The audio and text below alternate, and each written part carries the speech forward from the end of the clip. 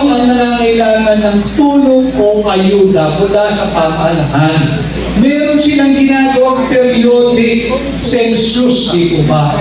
Meron mga social services department, ang barangay, ang munisipyo, ang syudad, ang probinsya. Trabaho ng LGU yung pagbibigay ng ayuda. Merong totoong listahan ang LGU kung sino lang ang nararapat bigyan ng ayuda. At nalalaman ng LGU kung hanggang kailan o hanggang saan lang dapat magpatuloy pagbibigay ng ayuda. Hindi na mga mambabatas. Busy yung ating mga kongresista, kabibigay ng ayuda, kabibili ng boto, ano nangyari? Nagpasa sila ng isang unconstitutional budget for 2025. Yan ang nagiging dahilan, yan ang nagiging resulta pag busy, namumulitika at nakikialam sa trabaho ng Executive Department ang ating mga mambabatas. At higit pa riyan, tatandaan ho ninyo, yung ayuda, dalawa lamang ang pinagkukuhaan ng pondo niyan. Yung buwis na binabayad ng mga magagawa, ng mga negosyante, at ng mga iba pang kumikita, at yan ay hindi sapat. Hindi sapat yung buwis na yan, yung revenue collection ng gobyerno. Kumuha po yan sa tinatawag nating utang. Whether foreign funded or domestic funded, mangungutang ang gobyerno. Kasi lagi namang short po ng gobyerno eh. Bakit? Dahil sa korupsyon. Kaya nga natin pinamumunahan yung korupsyon eh. Mangungutang ang gobyerno. Bakit nila kailangan pakialaman ng national government? Yan ayuda. Hindi core function ng national government ang pagbibigay ng ayuda. Dapat yan ibigay mo na sa LGU. Tingnan ninyo yung mga pahayagan, yung mga social media sites, yung new media. Laging napapabalita na mayroong surplus o sobrang pera ang mga LGU. Mas mayaman ang LGU kaysa national government.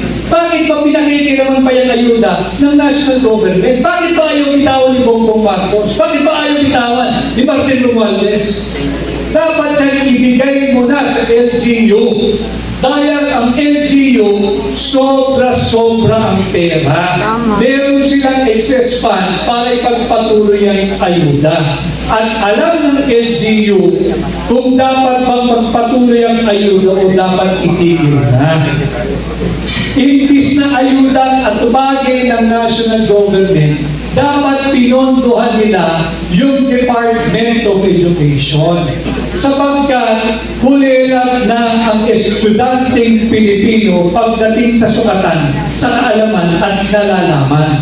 Maging ito ay tungkol sa siyensya or science, math, English or technology. Iwan na yung mga kabataang Pilipino. Tinapyasan pa ni Bongbong Marcos ng 12 billion yung budget ng DepEd ngayong 2025. Hindi pa nakontento dyan. Kinuha pa yung 74 billion pesos ng PhilHealth.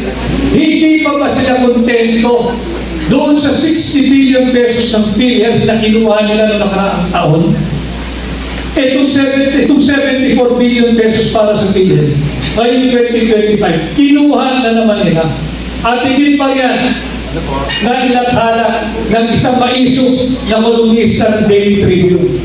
Kung kayo'y nalalakihan na sa 60 billion kinuha nila sa PhilHealth, kung kayo mga kababayan ay nalakihan na sa 25 billion pesos na kinuha nila sa DBP, kung kayo'y nalalakihan na sa 50 billion pesos na kinuha nila sa Land Bank, small time yan. Doon sa 117 billion pesos na kinuha nila mula sa PDIC o yung Philippine Deposit Insurance Corporation. Saan dinadala ng gobyerno ni Marcos ang pera nating mga Pilipino? May nakikita o nararamdaman ba kayo na proyekto ng administrasyon ito na magpapaunlad sa bawat Pilipino? Nasaan ang trilyon-trilyong pisong pera nating mga Pilipino?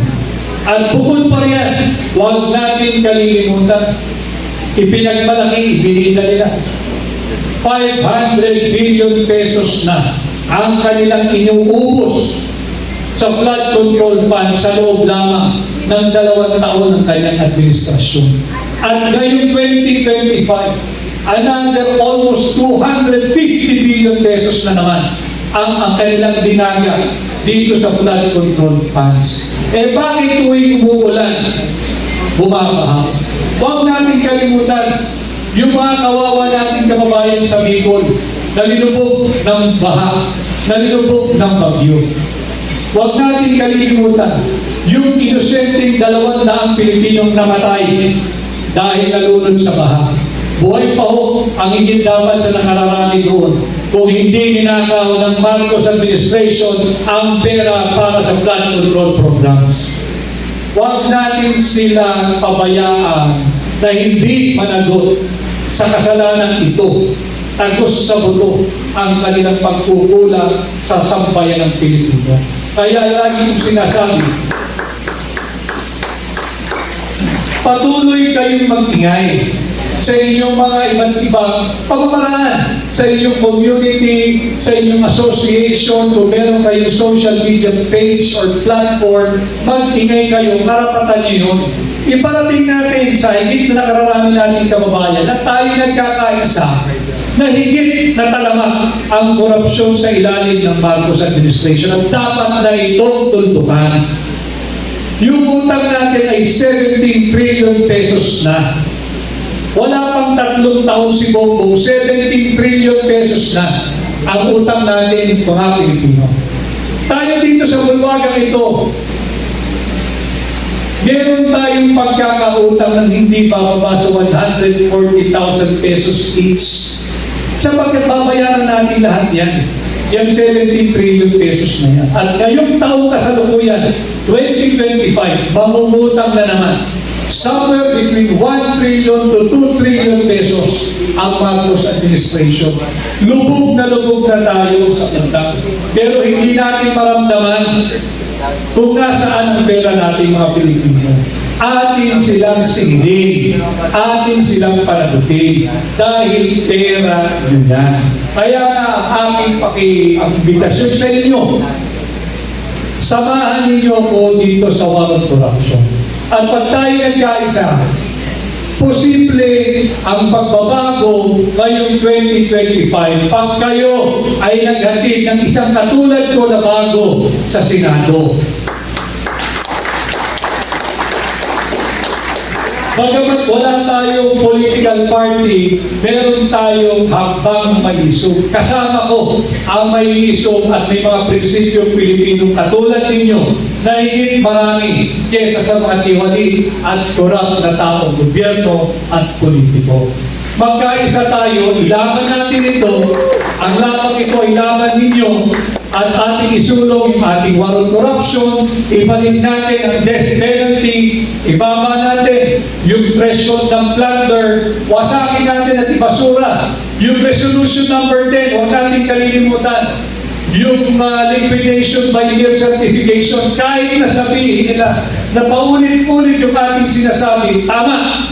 Dahil paulit-ulit yung rin ginagahasa ang kaban nating mga Pilipino.